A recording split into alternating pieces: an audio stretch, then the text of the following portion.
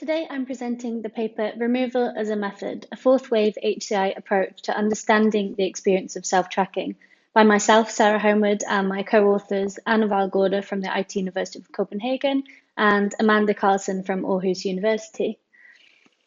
As the field of self-tracking matures, research perspectives have shifted. Once we move on from viewing self-tracking through the lens of optimization, we can address how self-tracking shapes lived experience. And this shift in perspectives within research on self-tracking reflected a third wave of human-computer interaction, or HCI. This wave prioritized phenomenological inquiries into the emotional and social effects of using technologies, rather than the inquiries into functionality and usability. But with our paper, we actually support Fraunberger's proposal that HCI is entering into a fourth wave of entanglement HCI. And we not only support Fraunberger's proposal, but also develop it by proposing the initial steps in the development of a method suitable for a fourth wave of HCI. So according to Fraunberger, entanglement theories such as posthumanism, feminism, and postphenomenology should be adopted and applied to the subject of science and technical innovation.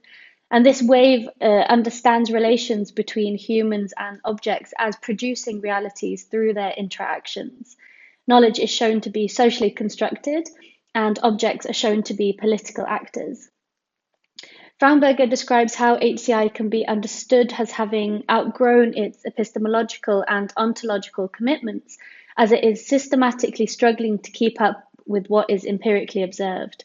Existing practices and theories are starting to show conceptual shortcomings in describing and conceptualizing the changes we see in our relationships with digital artifacts, he says. Fraunberger proposes that as technologies literally become entangled in and with our bodies and everyday lives, what is empirically observed becomes less possible to understand and explain without the use of entanglement theories. We have reached what Kuhn refers to as a model crisis, as the existing practices and theories are starting to show conceptual shortcomings in describing and conceptualizing the changes we see.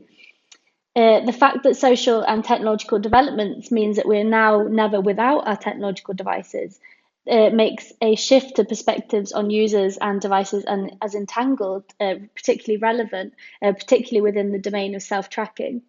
And the complex relationships between people and data produce complex lived experiences and require complex methods, we propose. So to this fourth wave of HCI, we contribute a method to understand the relationships with technologies that leans on the fact that we don't know what we've got until it's gone. So our hypothesis is that relationships with technologies are so habitual and entangled that we find it difficult to articulate the role of these technological artifacts in our lives. So taking things that we're used to having away reveals what they mean to us. In our study, we focused on menstrual cycle tracking devices, and this is a typical design of most menstrual cycle tracking apps. The user puts in data and the app uses algorithms to try and predict when events such as menstruation, ovulation, and PMS will occur in the next coming cycle. And this is based on an assumption that the menstrual cycle recurs regularly. Users are also given medical information about the menstrual cycle through the app.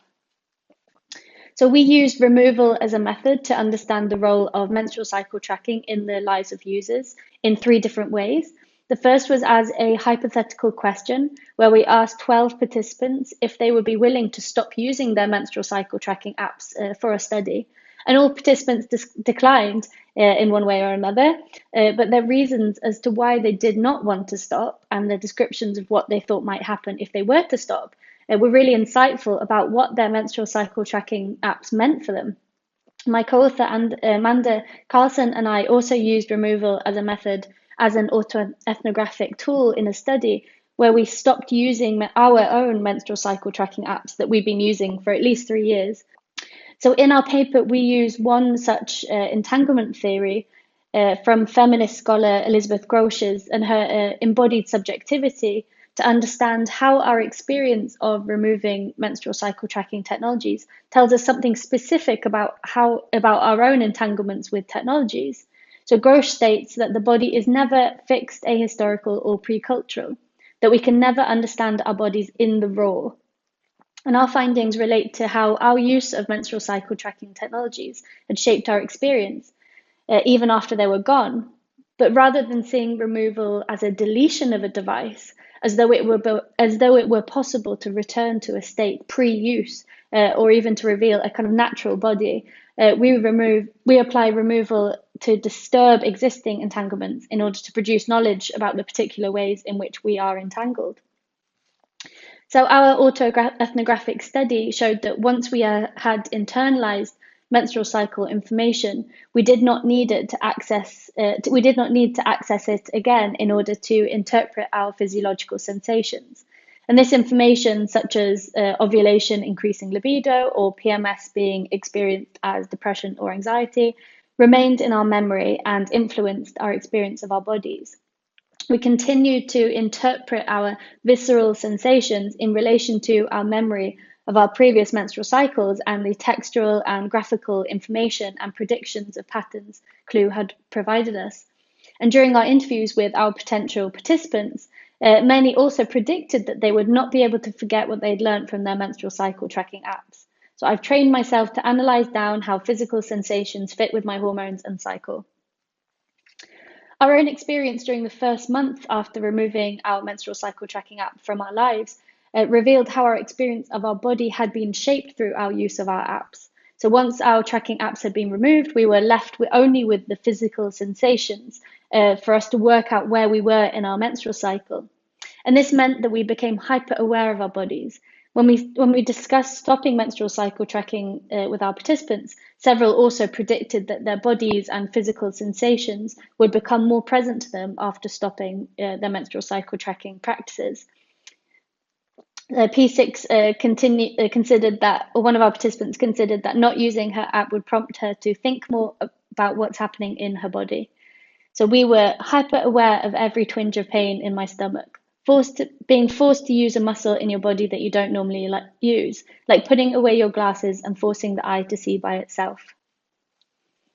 When my period came, I felt a rush of relief. I was once again able to know for certain where I was in my menstrual cycle and regained control of my body. One thing that we both felt was really out of control of ourselves and desperate to regain control. This reflects societal expectations of bodies, and particularly the menstruating body, to be controlled. And this is despite of the fact that we can't change or affect our menstrual cycles simply by tracking them. Not being able to track our menstrual cycle troubled our sense of self, so we lost a rational explanation for the emotions that we were experiencing, and so the PMS phenomenon bled into all aspects of life and was no longer confined to a specific period of time. We found it hard to know the distinction between what was really us and what was our hormones influencing how we felt. Losing track of time felt like losing track of me. I started doubting decisions I'd made. Am I feeling like this because I moved in with my partner, or is it PMS? Removal as a method proved to be a useful tool in revealing relationships with technologies that we were previously unaware of, even as a hypothetical question with our interview participants. So one participant reaction to our request to stop tracking was, this question made me think, wow, I'm really dependent on these apps. I should chill with that. I want to put more and more info in a way I think I want to control my life, to have more control of what is going on with my body. Not only do the findings from our use of removal as a method support Frauenberger's call for the necessity of different conceptual perspectives in HCI in order to avoid a model crisis, but we also offer a humble proposal for how we might actually do entanglement HCI research in practice. So fourth wave entanglement HCI is based on an epistemology that elevates the role of the non-human world from a passive backdrop to human activity, to active contributors to relational action as it unfolds. So our research is driven by the question, shouldn't our research methods adapt to new paradigms in HCI? Once we adapt the conceptual perspectives that users are entangled with their devices, then we must question whether our research methods are adequate for understanding these entanglements. Removal as a method highlights the role technologies have in shaping our experience of the body even after they're removed. Thank you.